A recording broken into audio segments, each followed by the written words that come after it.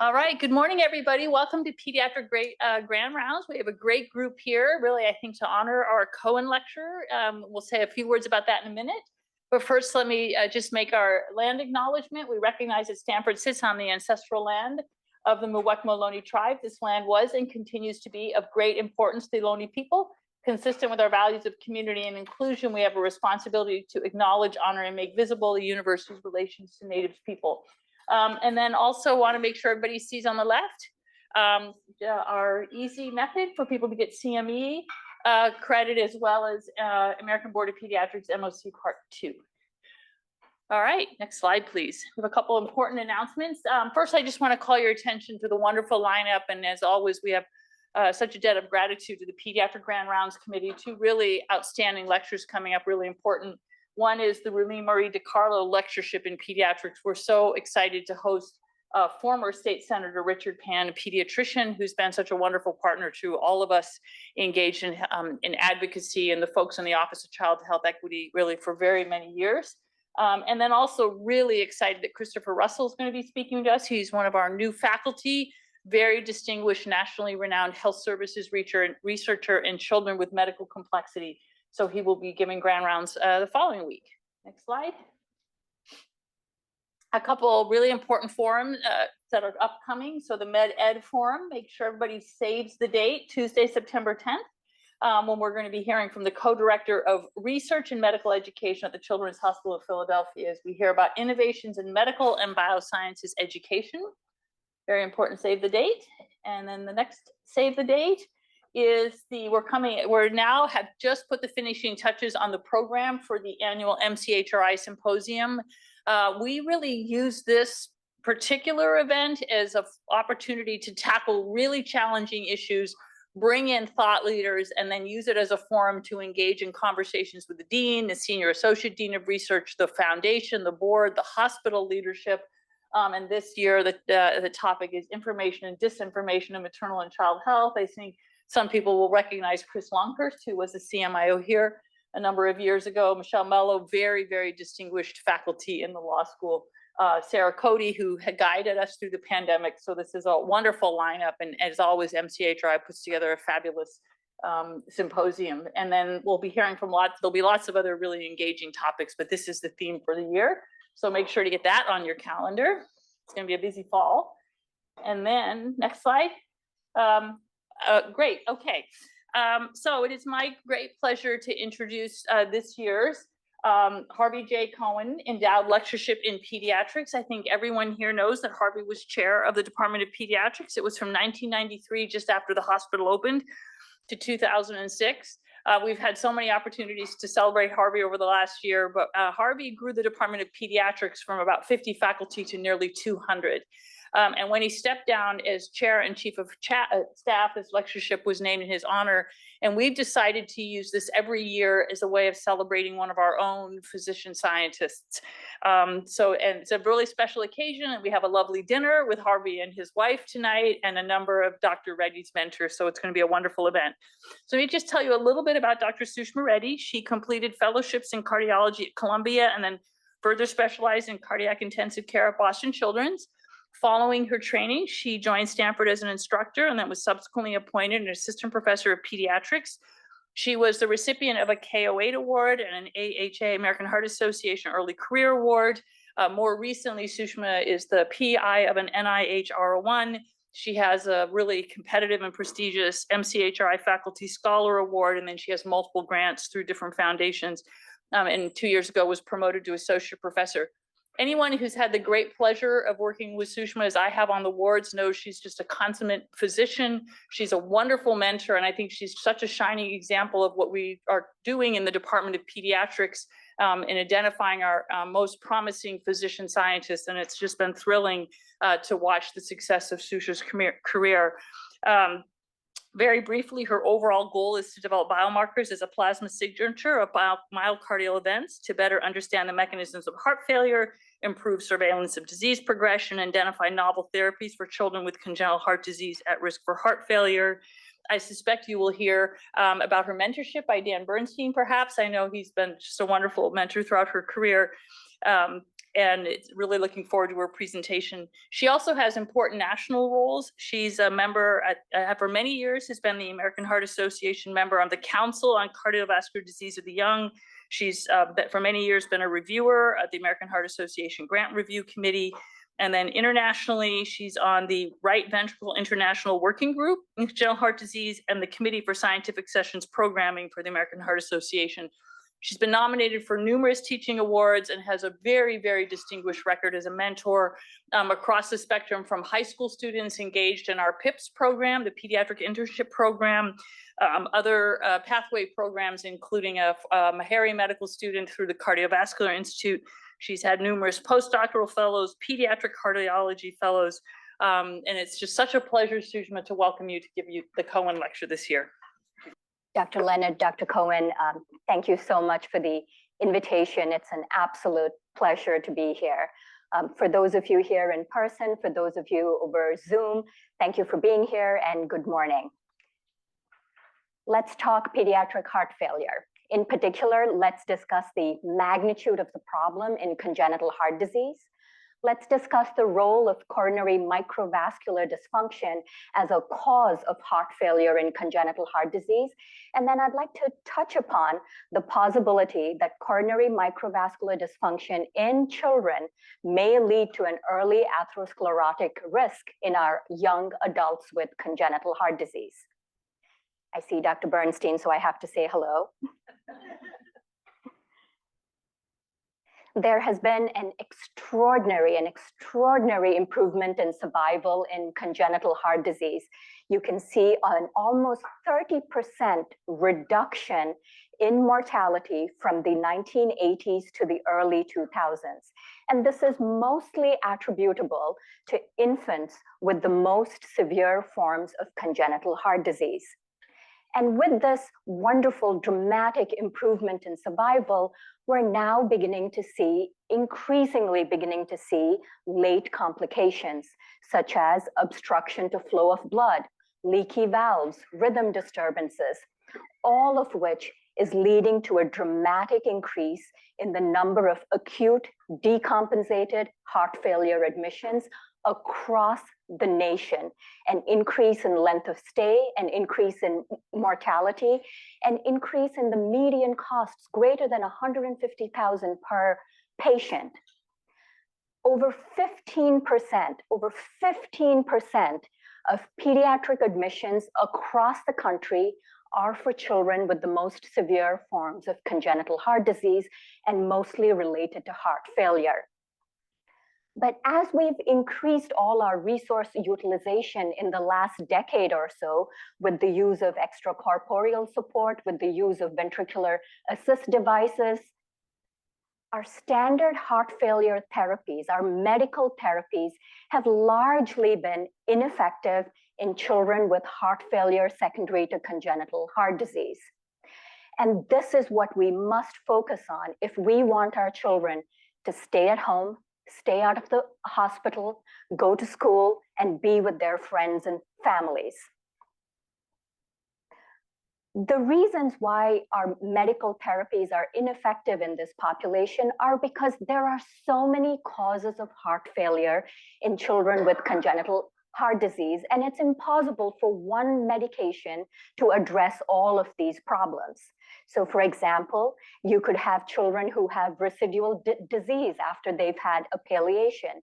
You could have children who have a leaky valve or an obstruction to flow of blood, causing both a combined pressure and volume loading of the heart. You could have children who have residual shunting, which then causes cyanosis. You could have children with endothelial dysfunction.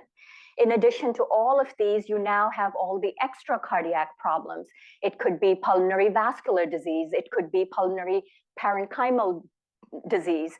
And of course, skeletal disease, all of which contribute to the phenotype of heart failure.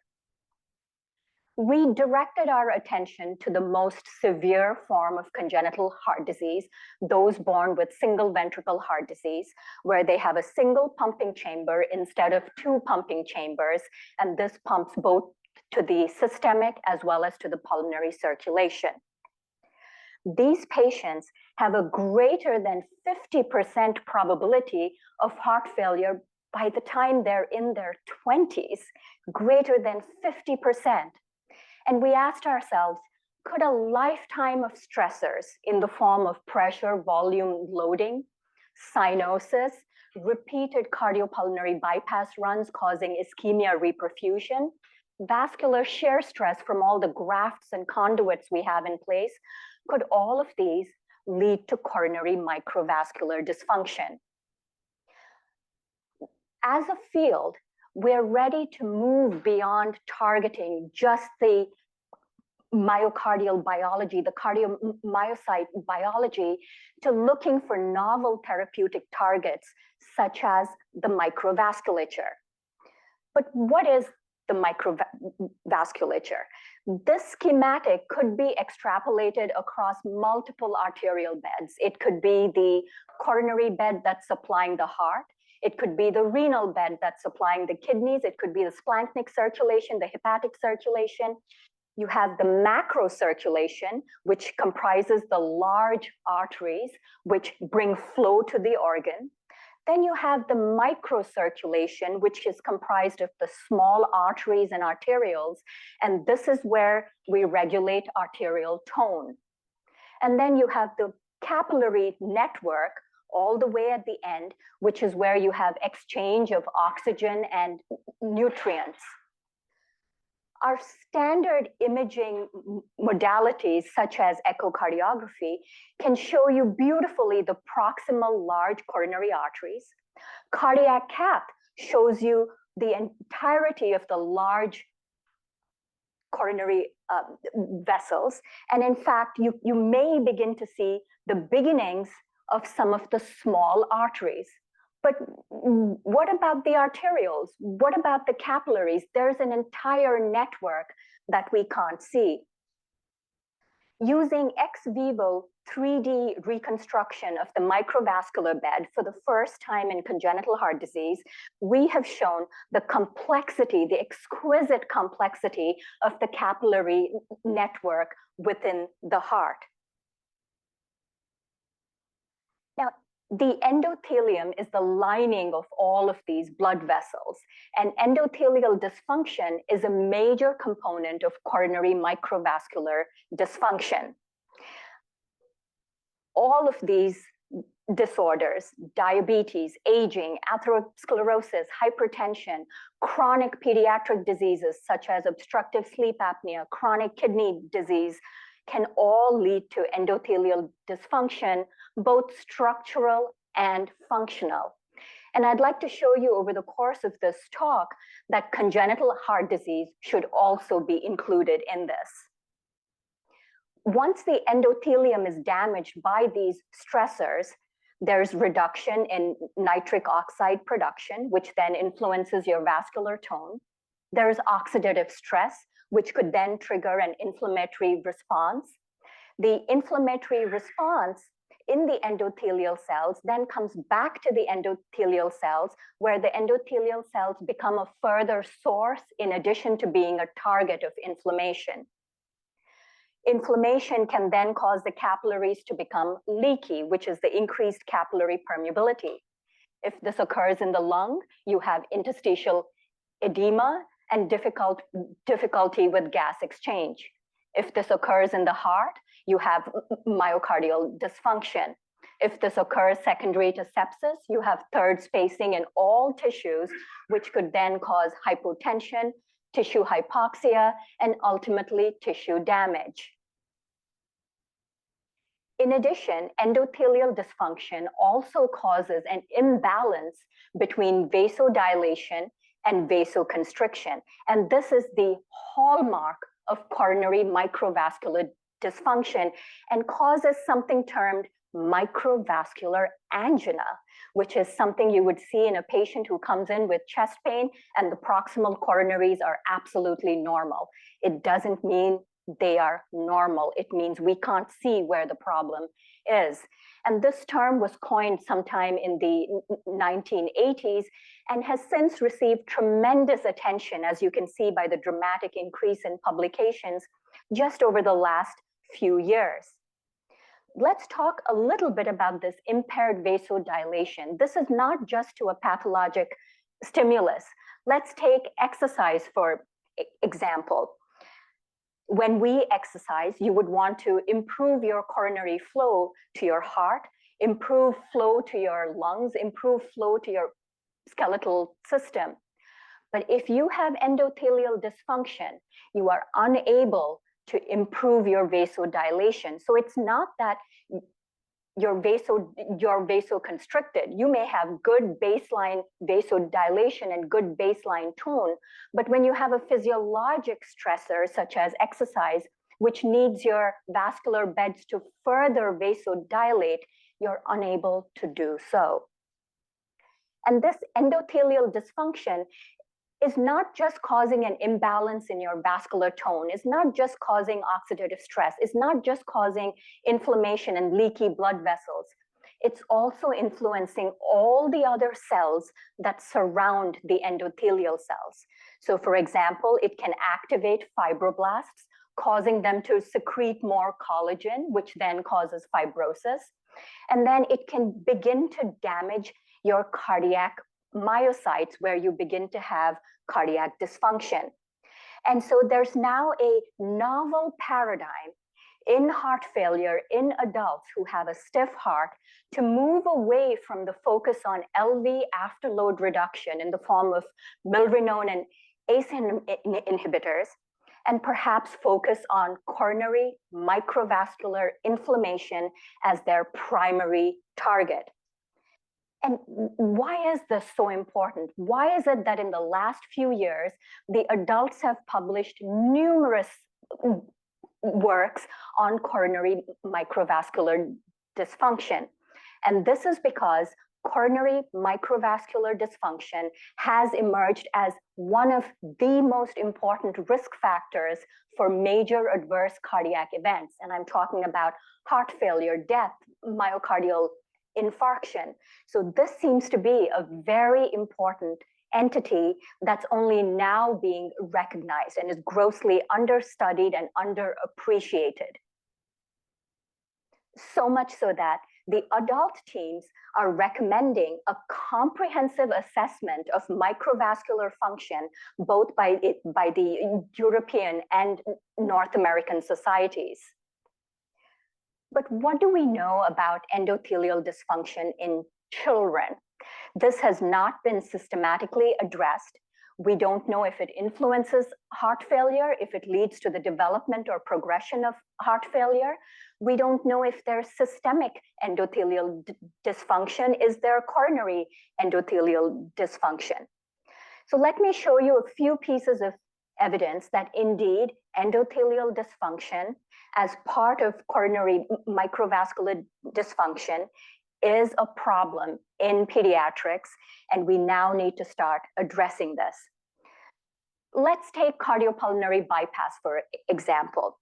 Most children with moderate to severe heart disease undergo surgery within the first year of life.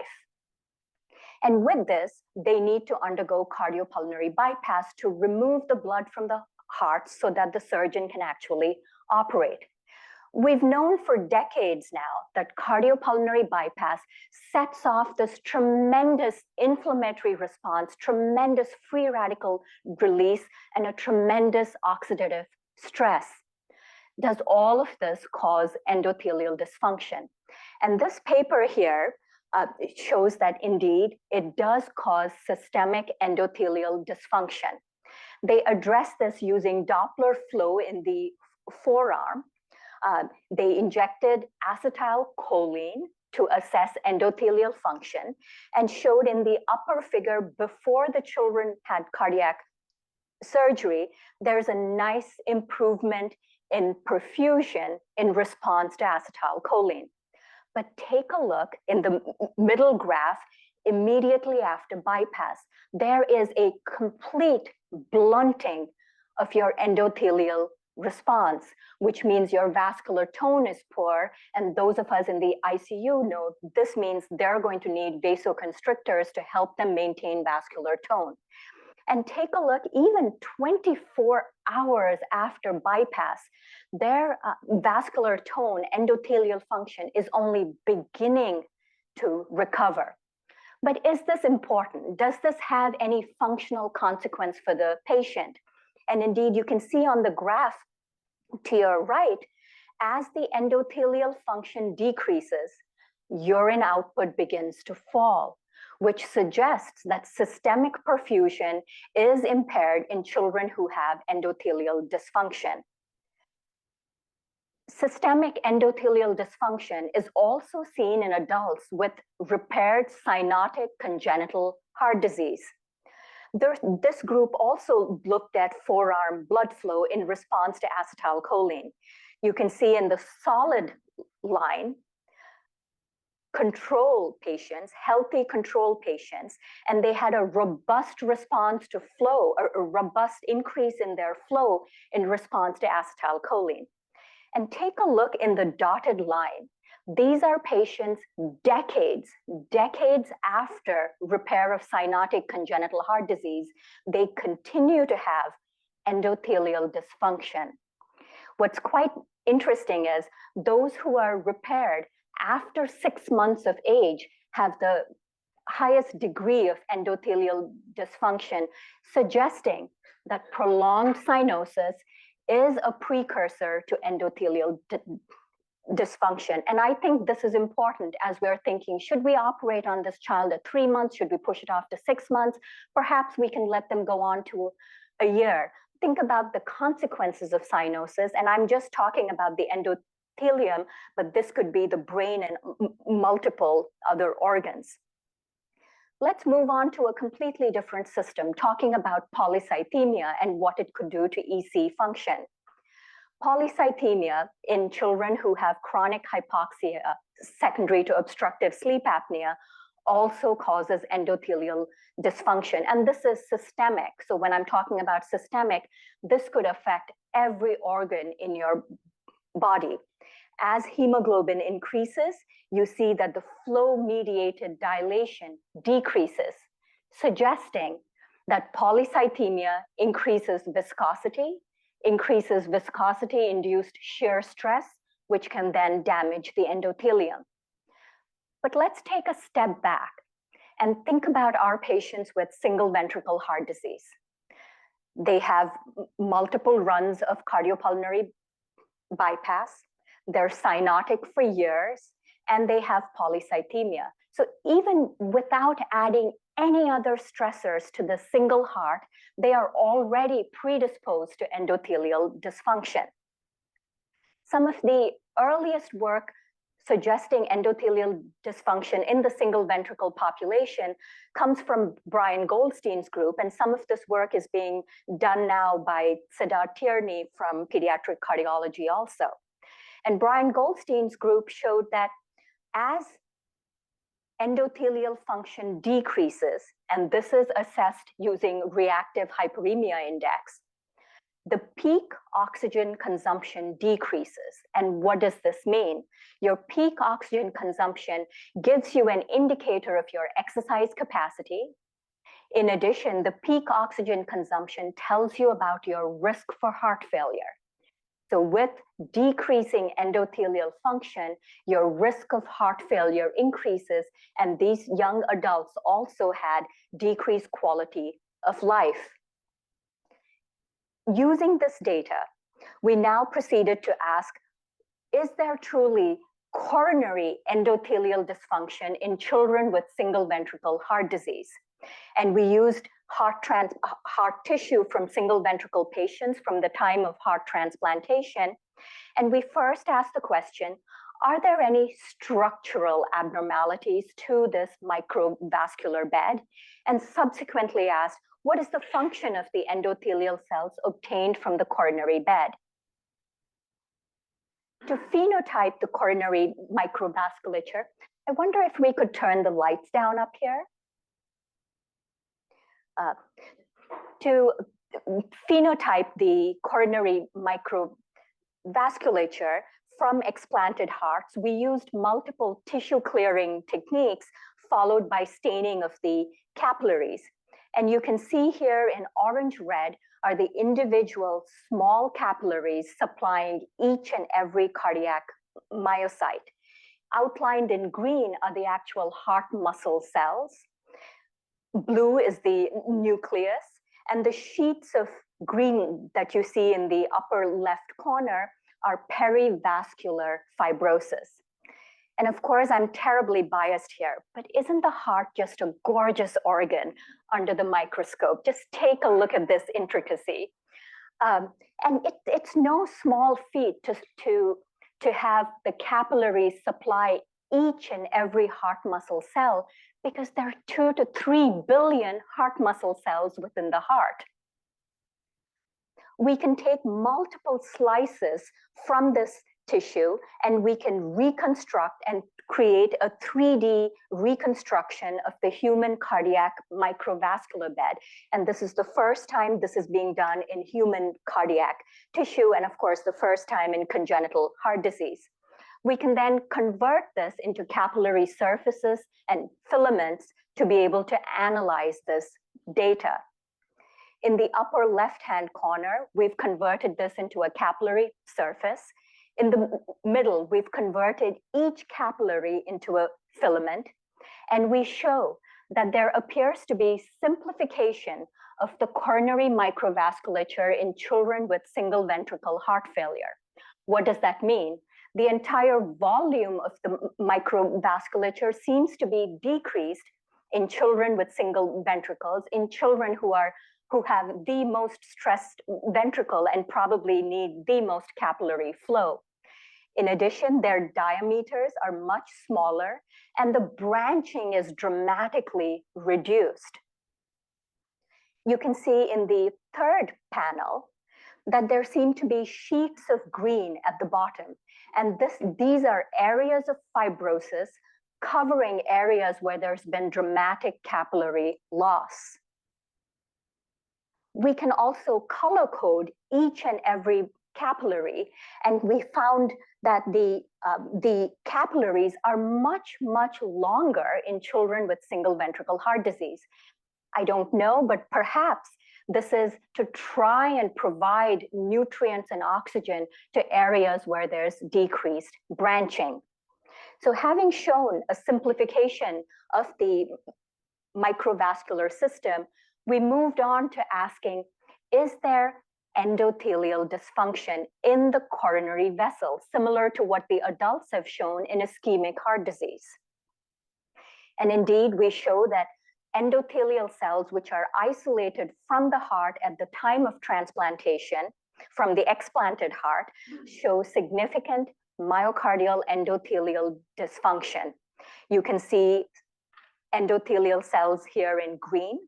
Whenever you put endothelial cells into a dish, all they want to do is form little blood vessels, which we'll call tubes.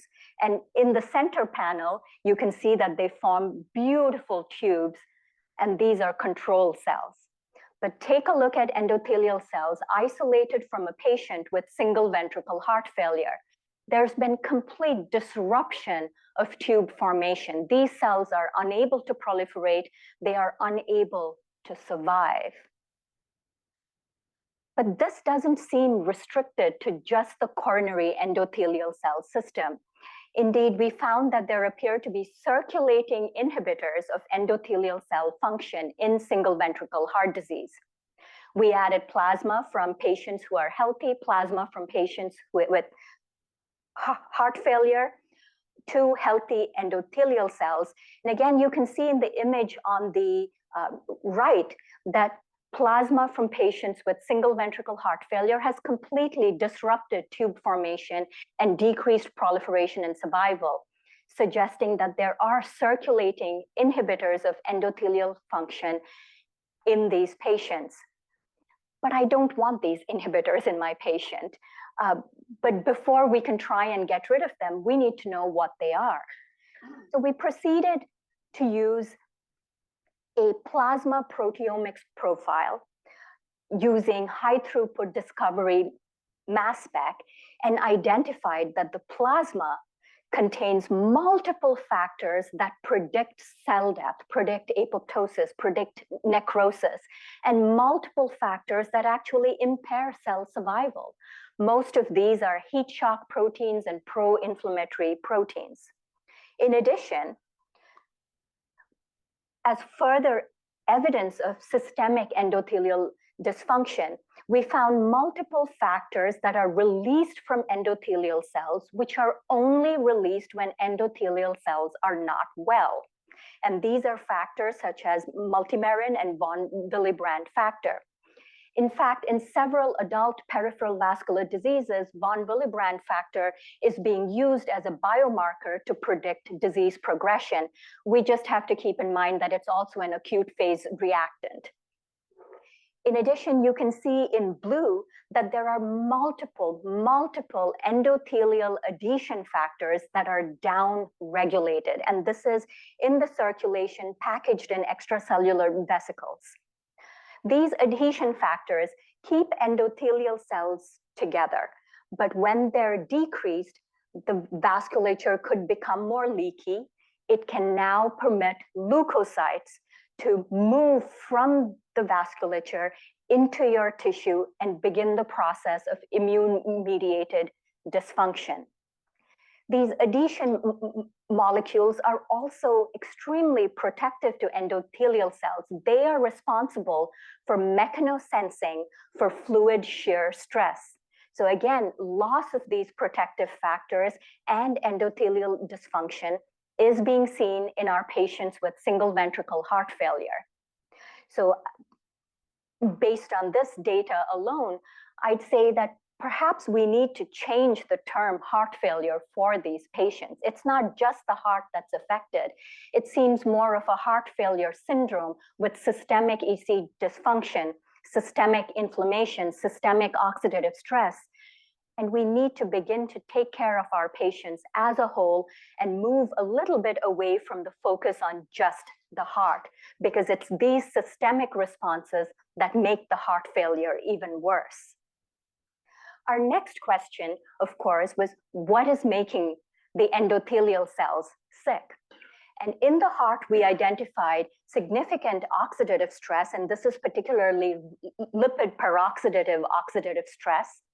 In the circulation, we identified multiple antioxidant enzymes, which are really required to neutralize the oxidant stress. These were all downregulated. So could a combination of having heightened oxidative stress, decreased antioxidant enzymes, contribute to endothelial dysfunction? We turned our attention at this point to mitochondrial function. The mitochondria are the energy generating factories of the heart, of every other organ system. The mitochondria are also the greatest target and source of oxidant stress. So we asked ourselves, are the mitochondria being damaged and are they producing all of this oxidant stress? And is this the etiology for endothelial dysfunction, both systemic and local?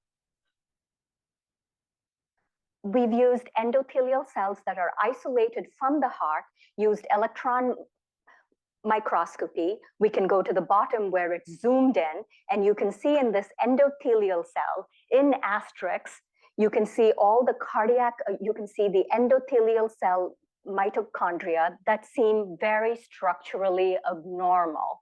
They should be full of cristae, and these have very little cristae. So this is a structural abnormality in mitochondria in endothelial cells. But what about the function? Ankit Kushwaha from my lab has shown that endothelial cells exposed to oxidative stress have significantly impaired membrane potential, MPTP opening, heightened mitochondrial oxidative stress, and impaired calcium handling, suggesting that there's both structural and functional problems to the mitochondria within the endothelial cells in children with single ventricle heart disease. Not only are these mitochondria dysfunctional, when you have damaged mitochondria or damaged organelles in general, the cell needs a mechanism to remove them. If it doesn't have this mechanism, your damaged organelles will stay within the cell, cause more oxidative stress, and put your cell on a pathway to cell death. And indeed, we're seeing that damaged mitochondria, which are shown here in green within the endothelial cell, are unable to be cleared, a process called mitophagy. Therefore, with this data showing that there is indeed EC dysfunction and mitochondria may play a critical role, we asked, is this the time for a new approach to shift our therapeutics from the myocardium to the microvasculature? And there are multiple mechanisms of endothelial dysfunction. We are merely focusing on mitochondrial dysfunction based on our data. Oxidative stress by itself is a huge stressor. However, multiple clinical trials have not shown the benefit from pure antioxidant agents such as vitamin C and vitamin E. Inflammation, we said, can cause EC dysfunction, damage to the protective lining of the endothelial cells, impaired nitric oxide signaling. All of these could cause EC dysfunction.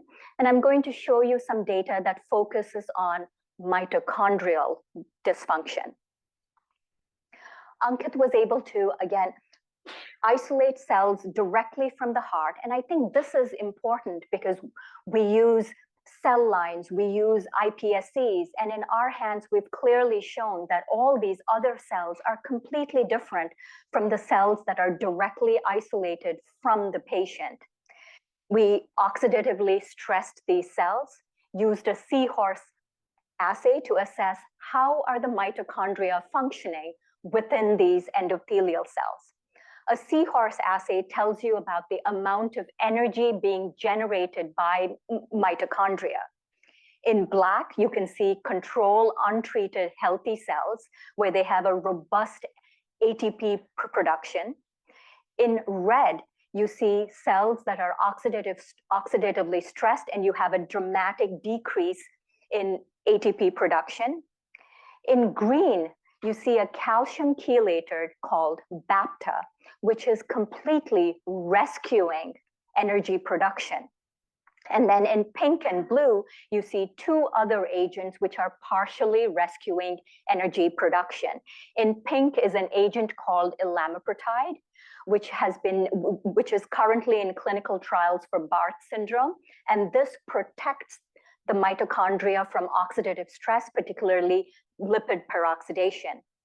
In blue is mitotempo, which specifically targets the oxidative stress being produced by mitochondria.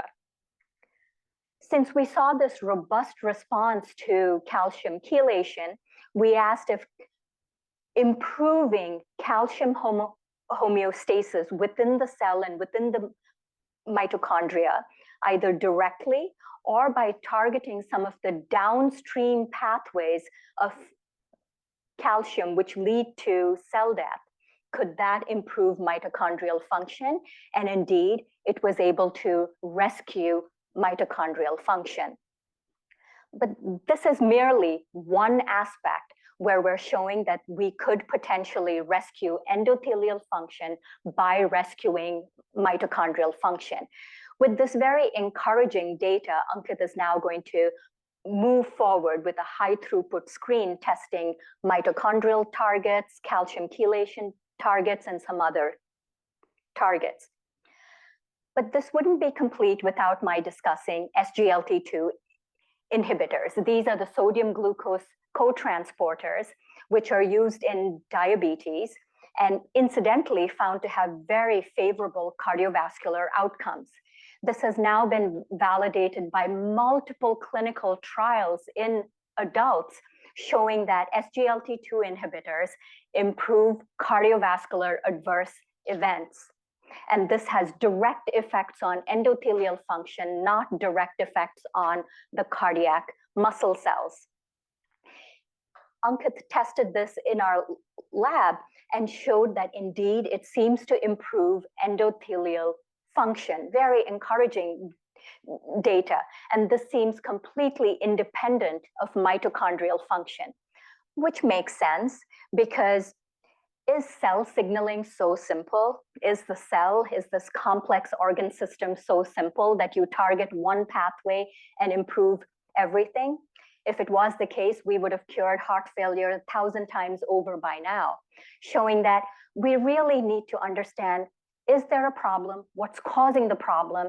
And cater our therapeutics based on what that patient needs, and not give one medication to all, because all of these agents have serious adverse effects. And a talk on microvascular dysfunction would not be complete if I didn't talk about the most important therapeutic, which is exercise. This is one of our patients who's had multiple cardiac surgeries. This is from the Heart Center website, and she's out on a run. And this young lady is now at Johns Hopkins. So congratulations to all of you in the audience who've been able to get these young children to where they are now. It still is very important for us to study microvascular dysfunction because we have early evidence that microvascular dysfunction during childhood could be a link to the early atherosclerotic risk we're seeing in our young adults. This is still very early in our exploration, but what do we know so far? We know from other fields that there is an increased risk of cardiovascular events in young adults who have endothelial dysfunction in childhood. I'm talking about chronic kidney disease, I'm talking about asthma. What do we know about young adults with congenital heart disease? And I'm talking about the very simple repaired congenital heart disease. I'm talking about VSDs, ASDs.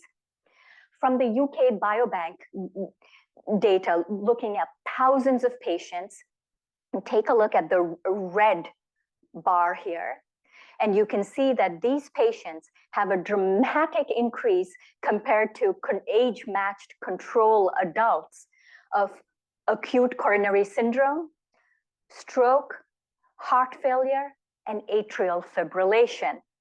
These are adults in their 30s and 40s.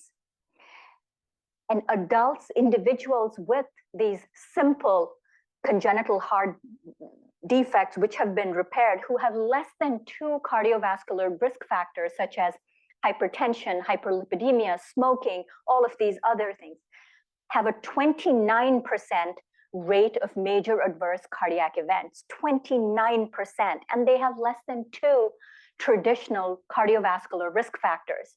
And compare this to adults without congenital heart disease, age-matched, who have more than 5 cardiovascular risk factors, they have a 13% rate of major adverse cardiovascular events, saying that there is something different about our patients.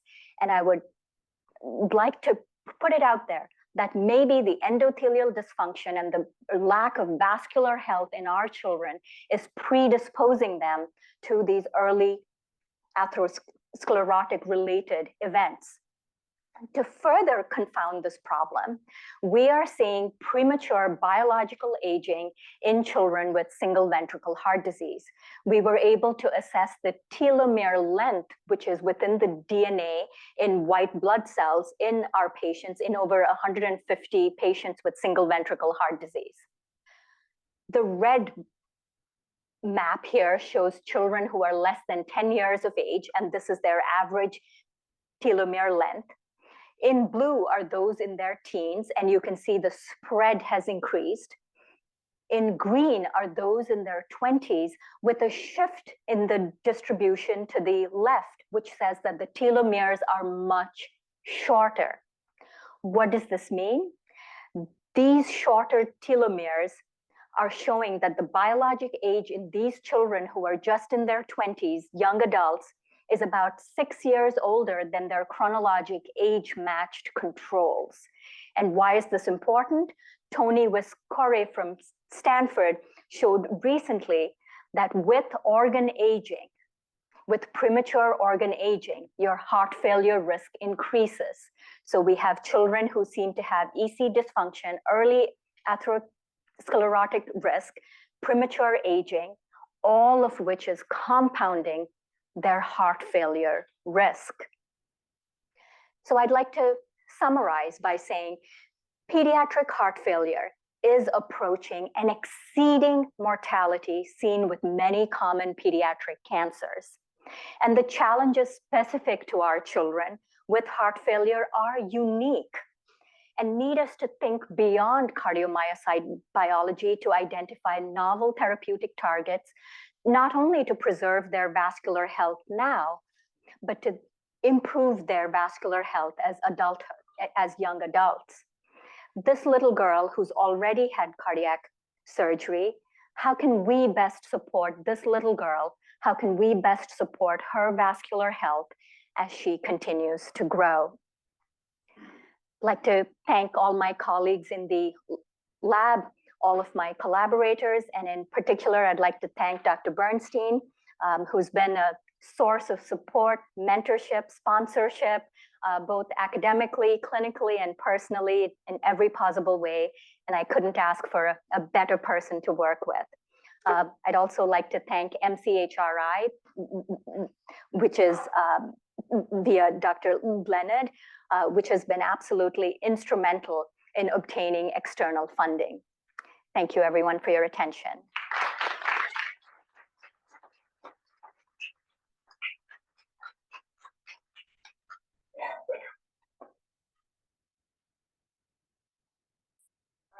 Questions in the room? Harvey, this is your Harvey. I'm sure you'll ask a better one. Is this on? You hear me? Okay, good. So I was really intrigued with your presentation. Absolutely superb. And the idea of taking a clinical problem, going into the laboratory, figuring out what the etiology of pathogen, and then bringing it back to the clinic is the hallmark of what we're all about. Incredibly well, and I'm just delighted that you're working on that. I have one question based on some kind of work that we used to do, which when you showed that if you added the plasma of patients, that changes in the epithelial structure that you didn't get when you added control plasma. And yes, you showed that there are both inhibitors and an increase in inhibitors and a decrease in stimulators. Wondering whether you could tell which might be more important by actually doing mixing experiments, see whether the predominant effect is one of inhibition or lack of stimulation. I'm not sure this was on, so maybe repeat the question for people on Zoom. Yeah. For the people on Zoom, could we further tease out whether the circulating inhibitors or the circulating anti-inhibitors have the more predominant effect using mixing experiments? And I think that's a wonderful idea. We haven't done it as yet, and I'll make sure to take it back to the lab. Sushma, that was an absolutely outstanding presentation. And we're all, I think, just very proud of you to be in this position and to be the Harvey Cohen lecturer for this year. So I have one main question that I'm just always struggle with. The mitochondria are generally the source of most ROS in cells. So if you're generating oxygen species, they're coming mostly from mitochondria. Why is it that when the body is challenged with a stress like that, instead of increasing antioxidants, most of the antioxidant pathways, as you've shown, are downregulated? You would think that's absolutely not what the body should do. And we also know, and we've shown that mitophagy, the repair of mitochondria pathways, are also downregulated. We've seen this in multiple diseases. What's going on? Do you have any clue as to what is leading the body? I mean, is it just getting exhausted and it can't keep up? But why do you get that downregulation? Yeah, I think it comes back to at what stage we're actually measuring these. In the earlier stages, which we're able to do with animal experiments, as the oxidant stress increases, we do have an appropriate increase in antioxidant responses. But at some point, the antioxidant responses are unable to handle the ongoing oxidant stress. And where we're sampling is end-stage heart failure. We recently, in collaboration with Mike Ma, looked at oxidant stress within the blood of pigs undergoing cardiopulmonary bypass and showed that as the oxidant stress increases, indeed the antioxidant activity nicely increases. But after about 4 to 6 hours, one increases further and the other plateaus. So I think we're seeing the terminal events. Hi, Sushma. Great talk. I have 2 questions. The first one is, I'm curious if any of these findings that you found in congenital heart disease patients are also present in children with various cardiomyopathies. And then my second question is there any evidence that this endothelial cell dysfunction is reversible after something like a heart transplant when a normal circulation is restored? Great points. We have not looked at cardiomyopathy, so I don't know.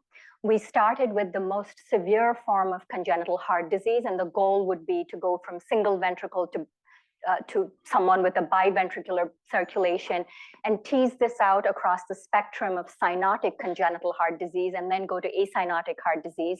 We have not tackled cardiomyopathy since the genetics begin to play a bigger role there. I love the question of, is this reversible? Because at the end of the day, you want to halt the process, you want to reverse the process to improve the vascular health. And yes, it is reversible.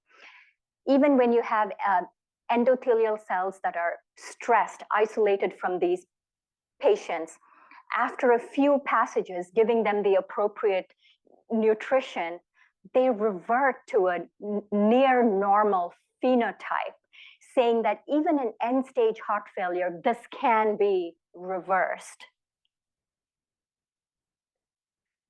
Sushma, thank you so much for this wonderful talk. I think that highlighting the endothelium as a forgotten organ in essence in this disease and other diseases is quite important. One question I had for the therapeutic studies that you guys are doing, particularly targeting mitochondrial function, I wonder, as you mentioned, the complexity of the disease is quite broad, which would suggest that a targeted approach or a biomarker-driven therapeutic approach might make sense. Is there any changes in the circulating biomolecules that you have seen following treatment with any of these therapies that target calcium handling or mitochondrial function that could lend themselves to be linked with, for example, in the future for patient stratification of patients that might respond to these therapies? I really like that question. We've only tested it in a dish, but we could, in the dish, see if von Willebrand factor is being released more, if the adhesion factors are changing. So we could actually begin to look in a dish at changes in biomolecules. We haven't yet gone to animal studies. We're far from there. And I'd love to work with you more, Birkat, as we talk about the endothelial system in sepsis. I think we have much to learn from the nephrology groups and from the sepsis groups, what we can extrapolate to the congenital heart population. Yeah, no, thank you. And Birkat said that endothelial cells are sort of the forgotten organ. They are not among nephrologists. We are keenly aware it's a big problem, and cardiovascular morbidity and mortality is the leading cause of death in adults with childhood onset chronic kidney disease. So very eager to have more discussions with you, Sushma. We have some nice questions online. I will just hit a couple of them. How is microvascular dysfunction assessed clinically? You mentioned that an adult guidelines recommend assessing it in patients. Oh, this is a tough one, and I'd love to start implementing this. There are several things we can do. One of the easier ones would be something called endopath, where we'd simply put up a blood pressure cuff and measure Doppler flows distal, and then you release the blood pressure cuff and then measure flow. This is something that Siddharth Tierney is beginning to do on a research basis. So we do have the ability to take it into clinical practice. And I think this is one of the most important questions I can think of, because we need to understand if this is a problem in our patients. The other tests, you have the reactive hyperemia test, but what the adults do, they do invasive testing in the cath lab. Don't know how feasible it'll be in our children with small coronary. So they inject acetylcholine, they inject sodium nitroprusside, and they evaluate endothelium dependent and endothelium independent vasodilation. They can use CT, they can use MRI. So these are now being used by the European groups extensively, and every paper I showed is from Europe. I don't know if we haven't caught on yet, but I think we have a lot to learn from these groups. So we can use cath, we can use MRI, we can use CT, but I think the simplest ones would be to actually do something like endopath, which can be done in the outpatient clinic. Yeah, you mentioned Siddharth's work, and we're going to need to bring Siddharth to do grand rounds in the future, because she's doing a randomized controlled trial of an exercise intervention because of the skeletal muscle abnormalities in the single ventricle population. And I think she's putting kids in the MR scanner, and you can look at changes in phosphorus spectra to measure mitochondrial dysfunction with exercise in the scanner. So that's kind of another exciting new direction. All right, well, I want to thank everyone for joining us. We had a wonderful turnout today, so congratulations to Dr. Reddy. The preceding program is copyrighted by the Board of Trustees of the Leland Stanford Junior University. Please visit us at med.stanford.edu.